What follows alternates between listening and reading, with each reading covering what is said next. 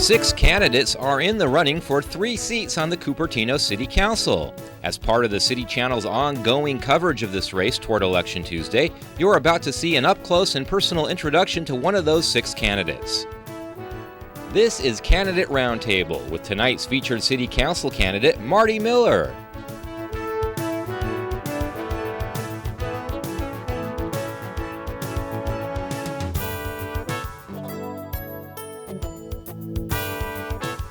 Hello, welcome to another edition of Candidate Roundtable. I'm Roberta Holloman, your moderator. I'm a member of the League of Women Voters of Cupertino Sunnyvale.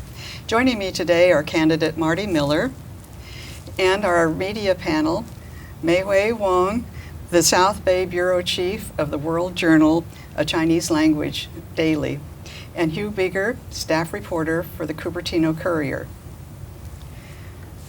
Mr. Miller is a 25-year resident of Cupertino. He is an electrical engineer with a bachelor's degree from Rensselaer Polytechnic Institute, a master's from the University of Maryland, and an MBA from Stanford. He is currently a planning commissioner and has served as a member of the Architectural and Site Commission and was chairman of the 1980 General Plan Task Force. Mr. Miller, why did you decide to run for City Council? That's a good question, Roberta. I've spent about 12 years of the 25 years in Cupertino in government, helping out in a civic way, and being on the Planning Commission for the last 3 years and just finishing up a very thorough, comprehensive review of the general plan and making some very key recommendations to how we'd like to see the city move forward. I'd like to follow those recommendations and implement it on the City Council. Mr. Bigger, you have some questions? Let's go back to the general plan. What would you recommend when you talk about recommendations? Sure. There are a number of key areas in town where we talked about some things that we can do to help move Cupertino forward. First, in terms of future development, what I led the discussion in was for balanced growth in Cupertino, so that we do some more to revitalize our business districts, and at the same time, if we're creating jobs in the city, we also do something in the way of providing housing for the people that need to fill those jobs. But again, it's a balanced approach. It's not too much of one or too much of another. Another very important thing that we did was we said that moving forward from here, we should be doing more in the way of planning. So in key areas in town, such as Valco, we believe the Planning Commission said that we should be planning out what we do from here forward and then executing to that plan. As opposed to waiting for developers to come in and propose new developments. And then finally, another key point in that general plan was that we talked about the need, because the city has a financial deficit going forward right now, it's very important that any development that come into town basically pay for itself. And those are some very key things that we did on the Planning Commission. Mr. Miller, I'd like to know what kind of fresh air do you think you can bring to our council? Well, I think that if we look at what's been happening in the city and the way development has been going, it's pretty much been an approach of let's wait and see what someone brings in, and then we'll evaluate what needs to be done. And the approach that I would advocate would be more of a proactive approach. Let's plan out exactly what we want to do as a community and then invite the developers in to take pieces of it and build it out as we planned based on our vision. Mr. Miller, would big box stores be a part of that growth? That's a good question also. I'm not sure that in Cupertino, with the limited amount of space that we have, that a big box would really fit at this point. But that is an issue that I think we need to talk about more and see if there is a fit or not, and whether it makes sense for the residents, makes sense for the city, makes sense for a large store that might do that. I think with a limited amount of land we have, it might not make sense. And for this coming election, the 3 initiative measures is really a topic. And you also emphasized on your statement that you're going to pursue a balanced growth policy that strengthens our community. Based on your 3 years in Planning Commission, could you give us some example concrete example to show that a balanced growth policy is possible? Sure. One of the issues, one of the discussion points has been whether or not we have a jobs housing imbalance or not. And we all know that there's an association called the ABAG, Association of Bay Area Governments, that requires each community to build a certain amount of housing to meet the state's housing goals. That discussion has raged here for a number of years, and I think. For me personally, I decided it wasn't an appropriate discussion. We can't change the past. What we can do is change the future. And so, moving forward, I said, let's do it basically by the numbers. If we're going to build X number of square feet of office space and X number of square feet of retail space, that's going to create so many jobs. And there's averages that we can use to determine how many jobs it's going to create. Then I said, as part of a plan for services, what we need to include is the fact that when we generate jobs, we generate a need for housing.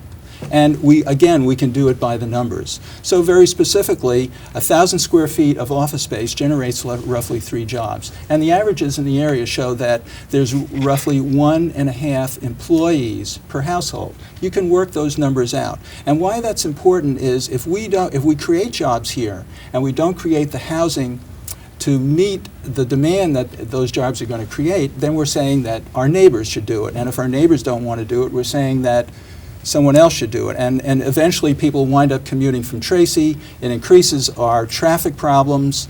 And particularly in this particular era now where gasoline is becoming so expensive, it's going to make it more difficult for everyone. So my approach was not to address the jobs housing problem specifically, but moving forward, let's not make it worse. Let's keep things in balance. Mr. Miller, when you talk about creating more a job housing balance, do you have strategies for making that housing more affordable or creating affordable housing? That's a very important point. I mean, if we look at Cupertino, the numbers of housing units in the BMR program is relatively low. It's on the order of 300 or 400, and we have over 20,000 houses in the city, so it's a relatively small amount. So from Cupertino's standpoint, there's more that we can do in the way of providing affordable housing. Again, that's an area where it will take resources to work on. But I can give a specific example that's personal. I'm involved in the development of a senior housing community in Hollister, California.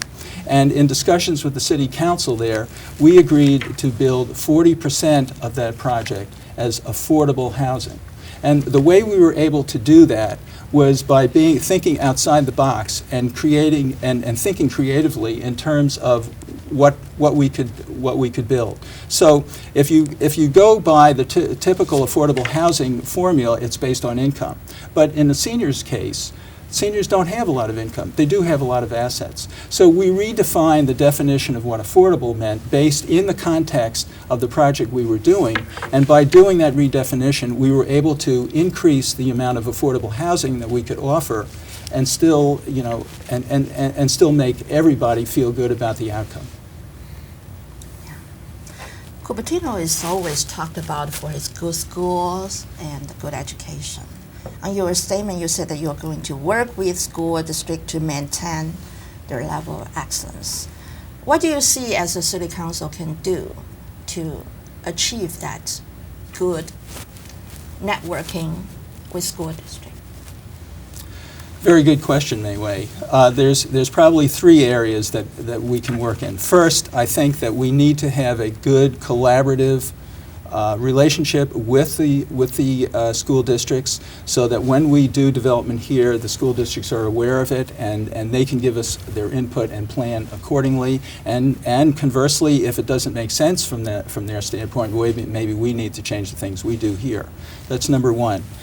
Number 2, we can do more in the way of providing affordable housing for teachers. When I talk to folks like Barbara Nunez, who is on the Fremont Union High School District Board of Trustees, She's told me that one of the major issues for the district is that teachers come here, they get their training, and then they move off to places where housing is more affordable.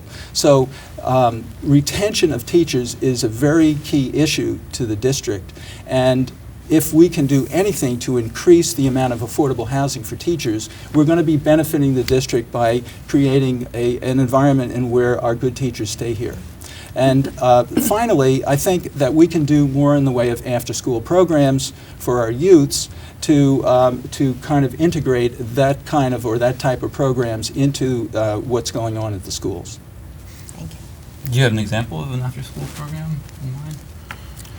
Well, for one thing, I mean, we have a large Asian population in Cupertino, and there's some sports activities we just don't implement that might make a lot of sense. For example, like ping pong and badminton. I mean, that would be a start. We could also look at some programs that are more culturally relevant to a larger mix of people in the city. Yeah. If we drive around in Cupertino now, we see so many condos and townhouses are building. And you stress the importance of to solve the mounting traffic problem, or at least we proactively to prevent. You have any idea in your mind? Because we can expect that more and more people are moving in, indeed. Okay, so your question is to how do we address the traffic problem that's coming here? Yes, in okay, your mind. and that's a problem that is very high on a lot of residents' lists. And there's a couple of things that we can do there. One I had thought was to have a commuter bus service that, again, this is an idea that we need to talk about more, particularly in terms of how we would fund it. But if we had a commuter bus service similar to what Palo Alto has, that would reduce some of the in-town traffic. It will also make it easier for seniors to get around from one place to another in town. Another approach to this issue, again, is if we, moving forward, have more of a balance in terms of housing, and we put that housing where the jobs and the services are, that is going to tend by itself to reduce the amount of traffic in town. Thank you. As a part of easing congestion, would you advocate more bicycle trails, such as the Regnart Trail? Well, I do advocate more bicycle trails, such as the Stevens Creek Corridor Trail. I think is a very good example of one. I mean, I am an advocate of trails, but there are some places in town where trails make a lot of sense and some places where it doesn't make sense. And any place where it's going to impact the safety and health and welfare of our residents, we don't necessarily want to put trails, but we certainly want to increase the number of trails in town because it's a very recreational. It's the right thing to do. We know that you're an MBA from Stanford University. MBAs must be very good at managing finance. I mean, we're looking at the time that we really should be more careful about money. What's in your mind that we still provide necessary services and we're still looking at a very healthy finance for our city? Good question. I think it will start with a detailed evaluation of where we are now in terms of what we're spending on and what makes sense in terms of what we're spending on and where we're putting our money. And there's two sides to the budget question. There's the expense side and then there's the revenue side. And moving forward, the revenue side is really key. So we can start looking at our revenue sources now and trying to figure out how we can enhance those revenue sources based on who the customers are and whether we expand our customer base or not expand. It's very much a marketing issue from the city standpoint in terms of some existing revenue sources. Moving forward, it's also key to a larger strategy, and that is revitalizing our business districts. Yes. If we revitalize our business district, particularly Valco, we're going to generate a significant amount of sales tax dollars, and that is one of the largest sources of revenue for the city. Let me pause for a minute here to tell our viewers about some election resources that they can go to. You can find information on the candidates and the issues in Cupertino on the city's website at cupertino.org. For nonpartisan election information on state issues and local candidates and local issues, the League of Women Voters nonpartisan website is smartvoter.org. Use these two resources to help you make up your mind on how you are going to vote. And back to our questions. Okay, moving away from the business for a moment, what do you think are the concerned citizens of Cupertino initiatives? Well, I think that if we go back in time a little bit, I think that it's an unfortunate situation that it has arrived at this. I mean, if you think about what's happened here, it takes a lot for people to be so upset that they go out and collect signatures and spend their money and their time and their resources putting initiatives on the ballot. So something broke down in the city in the way of communications, and that is unfortunate. And I think that's part of the way, it's just the way that Cupertino has done business, at least over the last 25 years that I've been here. It's been a tendency of, a wait-and-see approach. And so when a problem arises and it gets to a loud enough level, that's when the city tends to address it. And that's unfortunate. That's why I'm proposing that we take a more aggressive, proactive approach to problems, so that these kind of problems won't occur. I mean, another example of that is the monster housing situation that happened in the 90s. It got so bad that people were so upset they came in here, and it's like a pendulum. It went too far in one direction, and then there was an approach that some people felt went too far in another direction. I think that's what's happened with the initiatives. There is an issue here. These people have a real issue, but I think the solution they're proposing is too restrictive, and we need to come back to the bargaining table and work out something that's good for everyone in town. Back to the education, I think people all agree that we have good teachers, good schools, good education. But also our youth are complaining about this is, well, quote unquote, not so friendly city to the youth. Yeah, there was some survey showing that. What's your message to the youth in Cupertino? What are you going to provide more for them that they will feel that this is a good city for us? Okay. I think that we've talked a little bit earlier about we need to look at our youth programs a little more and be more inclusive in those programs, yes, and expand them based on what our youth are telling us they'd like to see. And a good vehicle for that right now is that we have a teen commission in town, and they can provide input in that way to help us. I mean, that was a very excellent idea, having a teen commission, to make sure that everybody, regardless of age, has a voice in what's going on in the city.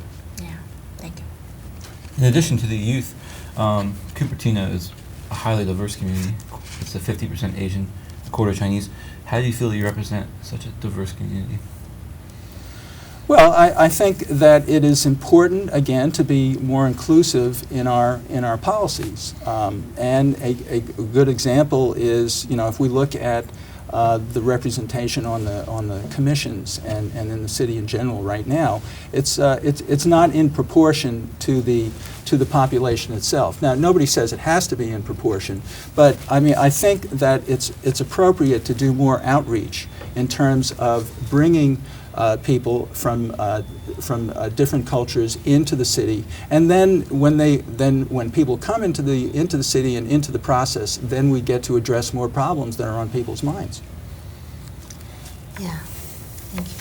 So you've been in Cupertino for 25 years, huh? Yes. And you plan to go and live here. I do. What's the thing you like Cupertino the best? That you choose to live here. You were not born here. No, I wasn't. I was born on the East Coast.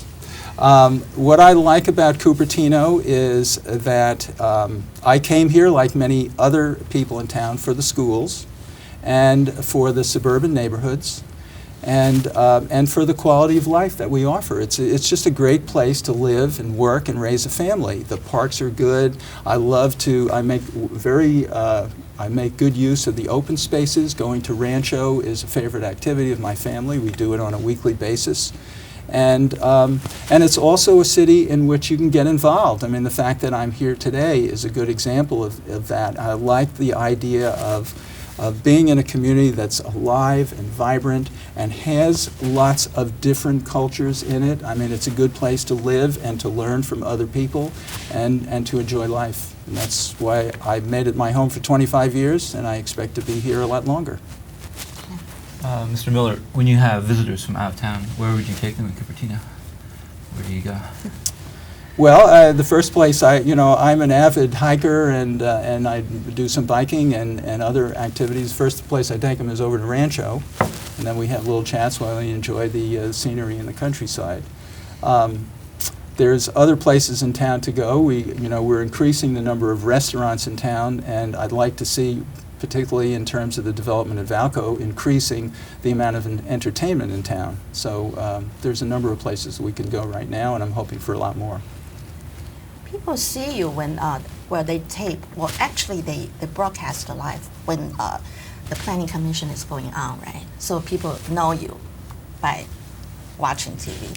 But did you do anything to outreach to your possible voters so far, or what do you plan to do to outreach your possible voters? Well, in terms of activities that I have done, an example of, I tend to be an activist, a proactive person, is that the first thing I did when I came into town after I unpacked my bags was to go down to City Hall and sign up to be chairman of the then General Plan Task Force.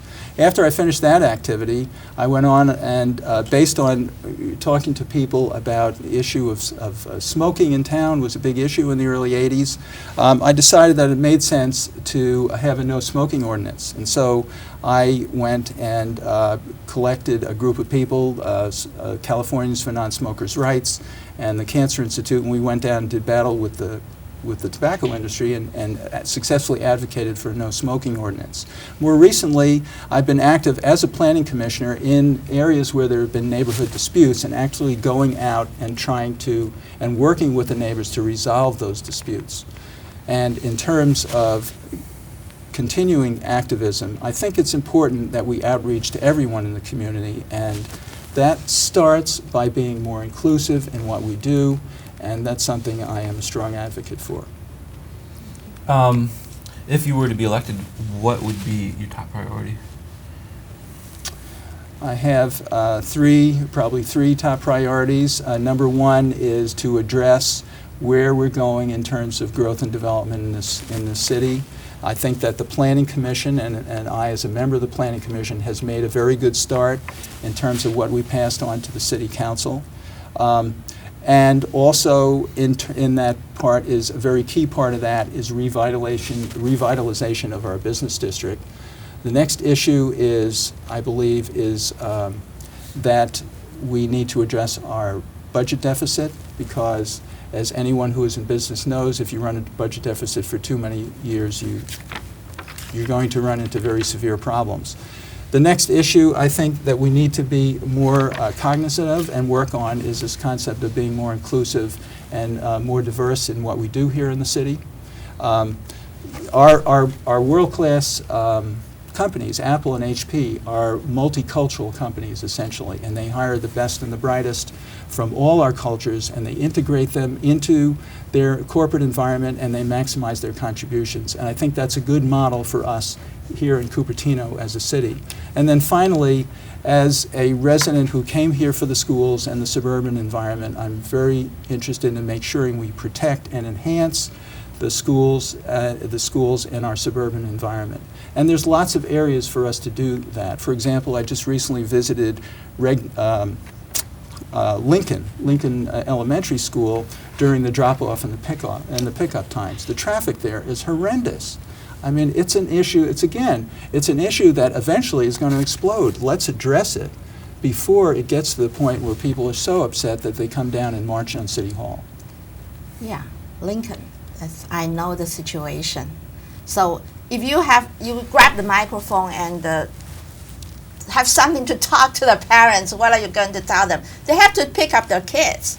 And the streets are really, I mean, yeah, we know what to do, but exactly what are we going to do?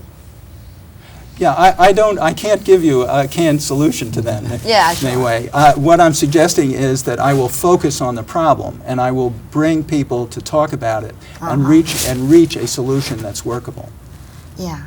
Give us some example that when you were the 3 years in planning commission that give you a sleepless night, that really was a headache and finally is solved. Give some example. In the planning commission, Okay. very touchy issue.